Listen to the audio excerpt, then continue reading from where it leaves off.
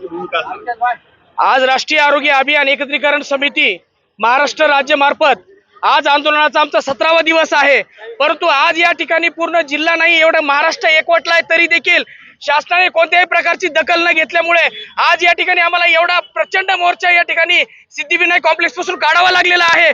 परंतु आज या ठिकाणी पाहताय, माझ्या माय माऊल्याला जर पाहिल्या तर लहान बालक घेऊन आलेले आहेत। काहीच्या बालक आजारी आहेत, परंतु शासनाला कवा जाग येणार आहे? या ठिकाणी दवाखान्याची अवस्था जाऊन बघा, या ठिकाणी बालक मृत्यू पडत आहेत, बरेच पेशंट रेफर होत आहेत, तरी शासन कुठल्याही प्रकारची दखल घेत नाही। शासन ही सगळे आकडेवारी लपवत आहे। ही आकडेवारी कवर लपवायची? आमच्या मागण्याला कधी दाद द्यायची? काल एक शासन आयुक्त मार्फत एक सर्क्युलर आलंय, याच्या 7 दिवसापर्यंत यांचे आंदोलन वापस घ्या, नाही दिलं तर यांना नोटिसा द्या आणि नोटिसा देऊन यांना कार्यमुक्त करा। म्हणजे आम्ही काय भाजीपाला आहेत का इथं? भाजीपाला आहे की सकाळी घेतला दुपारी खराब झाला तर संध्याकाळी फेकून द्यायचा म्हणून?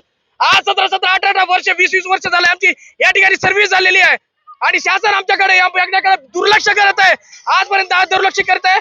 आज जर समजा यांनी लक्ष नाही दिलं, आमचं लक्ष या ठिकाणी वेधण्यासाठी हा भव्य दिव्य मोर्चा पूर्ण आमच्या फॅमिली सहित आमच्या कुटुंबासह या ठिकाणी काढलेला आहे। आणि जर या ठिकाणी जर मोर्चाची आज देखील दखल नाही घेतली तर या ठिकाणी नक्कीच आम्ही तुम्हाला इशारा देतो की नक्कीच यापुढे तीव्र स्वरूपाचं आंदोलन या ठिकाणी केला जाईल, असं बीड तर्फे इशारा दिला जातोय सरकारला।